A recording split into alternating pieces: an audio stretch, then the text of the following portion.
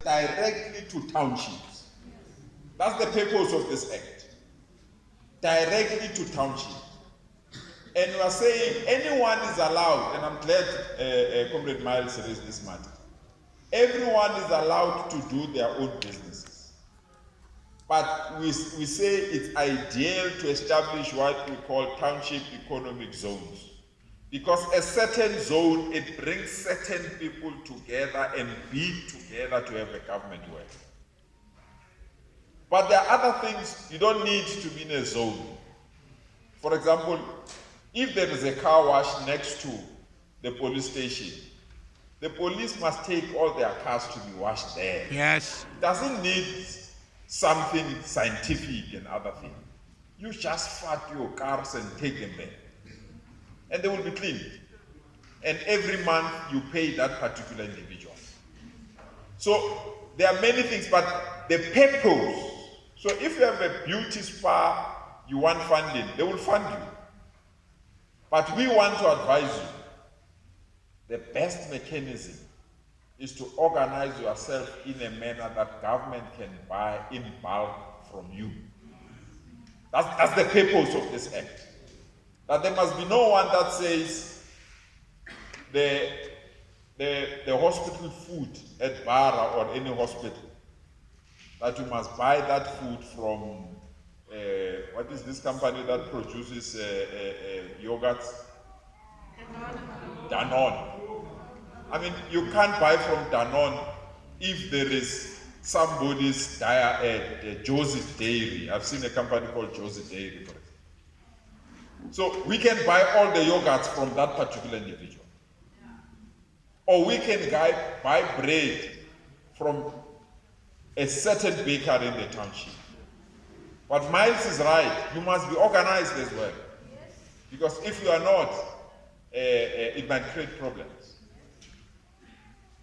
But because we are going to spend, this is going to be a lot of money, good people. Government is going, and I'm glad there's someone who said, who will monitor this thing is done. That is why this one is an act. It's not a project.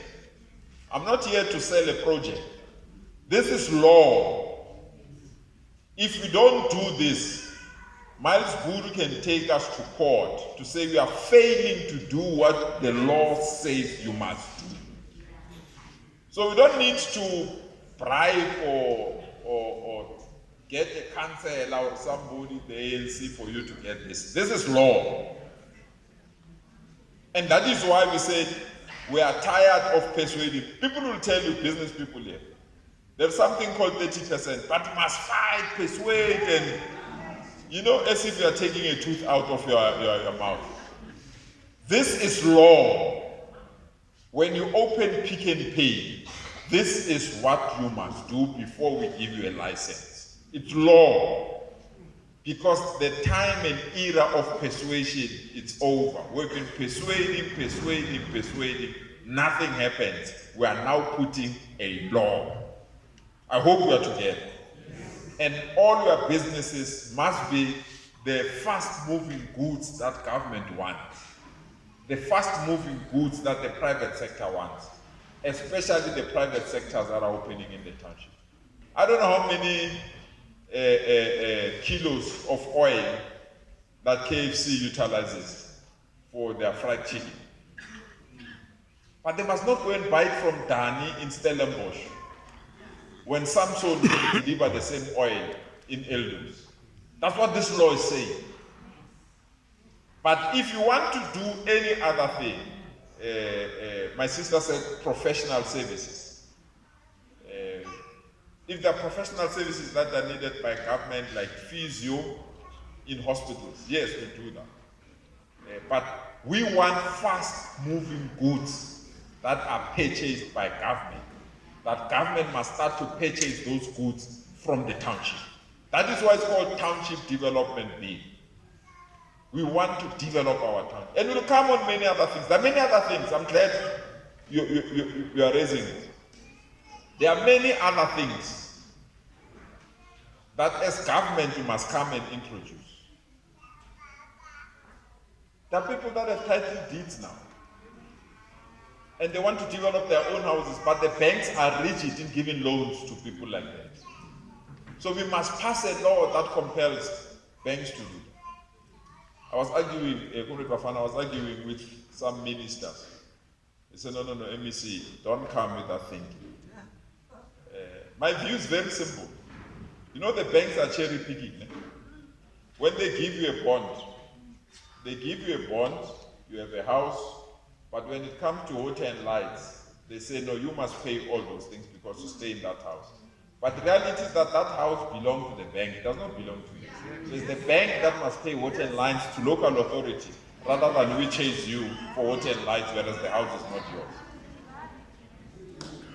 yours. And they say, no, Panyaza, you think the other way. It's true. And I'm also tired, good people, I hope you are. Every month end or weekend, someone is going to knock off a traffic light. We must take money out of government coffers to fix a traffic light. If you've knocked down a traffic light, your insurance company must fix the traffic light first. Whatever remains, they give it to you. Because we can't fix these things every week for everyone that are getting, and they've got insurance companies. Let me not go there. Let me stick to the Township Economy Forum. So, Miles, you are right, let's get, but we're also tired. And I know, Comrade Bafana, I must not say this because I'm in the middle of a campaign in the ANC for people to elect. But we are tired of corruption. It's genoeg. It's just, so I'm urging all community leaders, when we introduce good things like this, stop going to your brothers, girlfriends, and sisters and do favors. This is for communities, for everyone. And you must do that. At the risk of not being voted in the ANC, but I felt I need to emphasize that fact. So you are right, Mike. There must be no political favors. Correct. There must no political membership. Amasi. This thing is for all of us. Amasi. So we'll do that. Someone from the Khoisan community raised this matter of an office that is owned by Somalians, and he asked me, how come? It's simple. A South African sold it to a Somalian. A South African sold it to a Somali. So if a South African, I'm just giving an example, it might not be this one. I'm saying there are many properties that belong to you, South Africans, that we've given to other people. We all know that. We all know that. And maybe let me clarify this without also risking my political life. South Africa belongs to South Africans. Any other person that wants to reside in South Africa, they must be appropriately documented. If you are not documented, we are saying politely, go back to your country, get necessary documents, and then you can come back. No document, no South African, because we must know who is in our country. It's not any other thing, that's a reality. We can't have somebody who does not have fingerprints in the database residing in our country. So we are raising these things not because we hate any other particular person. We believe in ensuring that there is order in our own country. We can't just have disorder and lawlessness. How many times we have people that are just taking cables as if those cables are not assisting us? So our argument, therefore, in terms of property ownership, if you are not allowed to own that property, you must not own that property. And you must fix that particular element. So I was just giving an example, but if there's somebody who's not a South African owning a certain property, not owned accordingly, I think the law enforcement agencies must play their part. They said business equals profit. So if you need to pay rent and other things, in the bill, I'm glad in the act, In the act compels local authorities to relax their bylaws. That's what the act says. It compels them to relax their bylaws and make bylaws friendly to businesses. And when bylaws are friendly to businesses, it means you must register your business with local authority for it to be protected. We can't just have anyone just putting a huge kumba, make a lot of noise in the middle of everyone. Learners are writing matric or the examination. Upis nanga or temple. In the middle of the night, it does not work that way. It can't work that way. So I'm saying there must be order. There must be regulations.